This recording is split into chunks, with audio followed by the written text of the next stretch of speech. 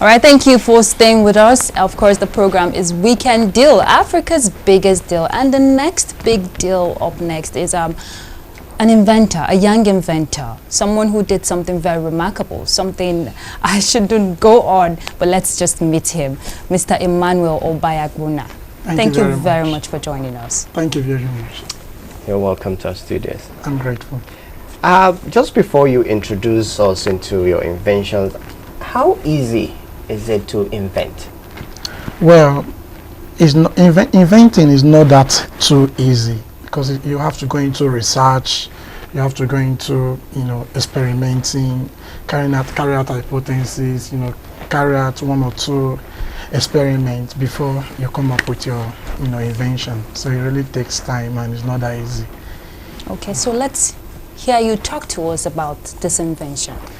Okay, well, I have a 12 hours emergency light with weather control switch. When I said weather control switch, it has a sensor that senses the weather. So if the weather is bright, it turns off the light automatically, and if the weather is dark, it turns on the light on its own. So no one goes there to turn on the light or to turn it off. And it has the ability to power a clock. And with the clock here can give light for 12 hours when used with the light box. But when you power both of them at the same time, it's going to give light for 6 hours. This will give you light for 6 hours. This will give you light for 6 hours. So I'm going to give it a test. Shall I test it? Of course, go ahead. Okay. Now, the light box is on, but you can see the light is still turned off because the atmosphere is bright. Okay. But when I cast in artificial shadow, the light comes on. Now you can see the light just came on. And this is how it will remain for 12 hours before it goes off. And assuming there is maybe public power supply from AC means, it will automatically switch off itself and start charging. And that's why you see this charging cable here. And then secondly, if there's power outage, it as well charges with a solar system that's energy from the sun. But you don't need to take it out. You just fix it in your house, connect the solar panel outside using your coaxial cable. So assuming this is the solar system, you connect it down to the F connector here. So as soon as you connect it, energy from the sun will start charging the battery inside the box. Okay. So the solar panel will be outside, the box will be inside. And as well, if I don't want to use this, I want to use the clock, I'll just connect my clock. That's I introduce a lighting system inside the clock, and then I introduce a F connect this quasar cable under the clock. So I'm going to just run it down to the light box, and I'm going to screw. Assuming you want to put the clock in your room or maybe in the parlor or in the warehouse, the light bulbs can be outside to give light for people out, passing through your corridor and all that. Okay. And this can be in the house. What actually inspired this invention? Well, I see other people's invention.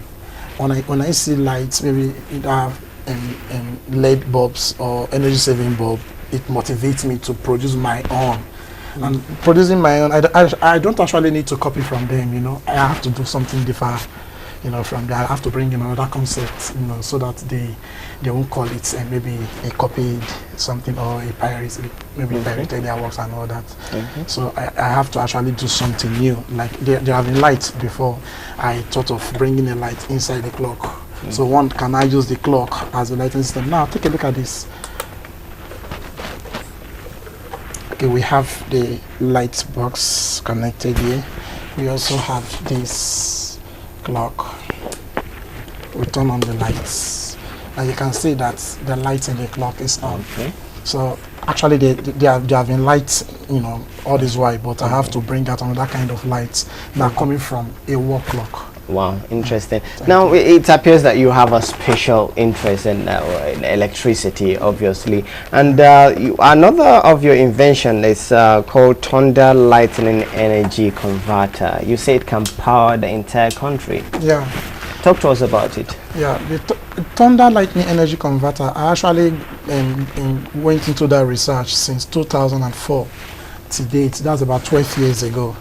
I have done two non-working prototype, and I did the first prototype. That was 10th of March 2006, and the second prototype was 25th of February 2012. And by the grace of God, the Thunder Light Energy Converter comprises of 5 zones. We have the trapping zone, have the harnessing zone or the storage zone. We have the sensory zone. This have to do with sensors. We have the conversion zone, which have to convert the static energy into electrical energy. And then we have the transmission zone, which will transmit the energy into national grid, where the whole of Nigeria will have light, or international grid, where the whole of Africa will have light for 5 years and 30 days per strike of lightning. So what other strides, have you taken to ensure that this is actually a possibility? Yeah, well, I've come up with various research on this. It will shock you to know that lightning from thunder comes with 20 billion watts. That's an average of 20 billion watts. Nigeria now, we are generating 4,300 megawatts of power, and then 330 kV and 1,000 volts from Kainji Dam at Mina, or maybe Shiro Dam at Sapele, or maybe gas turbine, or maybe through other means of generating, maybe from fossil fuel and all that. Now we are looking into nuclear energy, which I will not suggest Nigerians to go into nuclear energy. For instance, generating electricity from gas, like from uranium gas. When that gas maybe mistakenly leak into the atmosphere, the disaster is going to cause. But you say this thing, you're generating this energy from thunder, lightning, and all that. So if there's a thunder, lightning now, and the entire country is powered for that split seconds, and after that second we lack again. I don't understand. No. Now, this invention, the storage zone, has to do with harnessing the energy for 5 years and 30 days per strike of lightning. In other words, when lightning strikes once, for that 1 second, it will harness the energy, and then it will start as dissipating the energy gradually. It discharges and gradually. Now it will generate power for 5 years and 30 days. Non-stop? Non-stop, yeah. It will give constant electricity. Though it's still on incubation stage, I still need to kind of further my research in some maybe places where I can go and develop more. Now about that, talk to us about the support you have been receiving to enhance your research. Though currently I've not gotten any support for now, though the little I produce other things, sell, make money to do my research. Something like I have a generator booster here. I'm not here to promote generator usage in Nigeria, because I'm talking about bringing solution to our electricity problem and not to promote generator usage in Nigeria. So I have to devise some little things to generate fund to further pay for the research I'm carrying out on the Thunder Lightning. Now this is a booster, something that can enable generators that cannot power pressing iron. Through this device, one can plug this device to his home socket after turning on his generator outside, plug any kind of iron, maybe be it 2,000 watts, and someone will start ironing his clothes. For instance, I iron my clothes with my Tiger generator, though I'm not here to promote generator in Nigeria. I'm here to bring solution to our light problem. All right. Since as a young inventor, have you tried to make any effort to work with the Ministry of Science and Technology? Yeah, that's over there in Enugu. In Enugu State, I went to meet the former commissioner for Science and Technology. She's a lady, though I can't remember her name right now. So she saw my innovations. I told her about the power generation from thunder lightning. Though she accepted the idea, but she said that it is a very huge project that the state alone cannot fund it. Okay. It has to be a national funding. Of course, this is something you're doing very unique for Nigeria, for the benefit of Nigerians, and of course we know it can be quite challenging. So talk to us about these challenges you're facing. Well, insufficient materials is one of the biggest challenges I'm passing through. Though I wish the materials are available. One can experiment, carry out a working prototype, that can power a home, before powering a state, before powering a country, Like before to go through powering different stages. Yeah.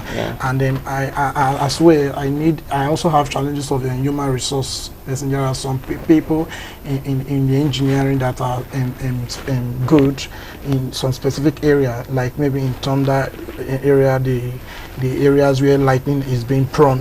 We have lightning prone areas where lightning occurs mostly. So that I will need the support of those geographers, those astronomers, and then in other areas. So I need human resource. I have a challenge there. I need the materials, have challenge there. And I also know that you are interested in, empowering the youths. Talk to us about your work with the youth so far. Okay. In Enugu State, I set up a program called skill acquisition program. When I graduated last year from Institute of Management and Technology, IMT, from Electrical Engineering Department, I set up a skill acquisition center for youth in Nigeria. It's for the entire youth. So the last program I set up, I train youth on production of these unit devices. We have that of changeover for generators, though I am not here to promote generator business. I taught them about lighting productions. I taught them about energy saving bulbs. I taught them a lot of things, even in solar technology. We set up a center in Enugu where youths from Taraba State, from Benue State, from Cross River State, from Imo State, Delta State, they all came to Enugu and acquired the knowledge, and they part with the knowledge. And some of them were calling me that they are now making money from what they learned from me, that they now sell their product, they make money, they go to market, buy materials, produce more and sell. But and I want to see how I can team up with government, though if government can maybe use me to empower the youths, in Nigeria, I can render selfless service. I can do it free of charge for the government, just to empower the youth so that the youth can find something doing. Now, aside that, of course, you're doing a great job. What does it take for someone, a young person out there who's watching you right now, to be an inventor? Okay. Well, it doesn't take much. Just your interest, your determination. If you are interested in being an inventor, you come to me. I'm going to teach you how to invent something, how to think. Aside teaching, aside you teaching, what is that motivation that person needs, to push and do something? Well, one of the motivation they need is, one, encouragement, financial encouragement. If they don't have the fund, they cannot come and say they want to invent something. Two, young inventors out there can, see other inventions and see how they can improve on the invention. They can as well go on research on the internet, go on research, maybe go to libraries, read more about, such kind of invention. And if it's not in the library, they can search for the internet and then try to work on something and then start developing. Before they'll arrive to a bigger project, a bigger invention. And of course, you graduated from Institute of Management and Technology from Now I know you had colleagues there as well. Now, what sort of encouragement do you think your colleagues, yourself, others, institute who are involved in teaching students how to invent things, what sort of encouragement do you think we need going forward? Well, those people over there who need encouragement, one, financial encouragement is still part of it, because one, if they don't have the fund, they cannot do anything. That's number one. Then number two, if we have laboratories where these people can go and carry out research, carrying out experiments, that will motivate them to do more and all that. So I think there should be funds set aside for research to encourage the youths to go into inventing and all that. So what's your goal as a young inventor? What is your goal? My goal is to generate power, to supply power to my country, Nigeria, and to Africa, because I look at a new Nigeria whereby there is constant electricity, good roads, and other social amenities and all that. Well, he's young, fresh, and innovative. That's all I can say. And we have been speaking with Emmanuel Obayagbona, beg your pardon, an electrical engineer who graduated from Institute of Management and Technology. We're glad, speaking with you on your project. Thank you very much. Thank you very much. And we wish you all the very best. We know you're going to go places. Thank you so much.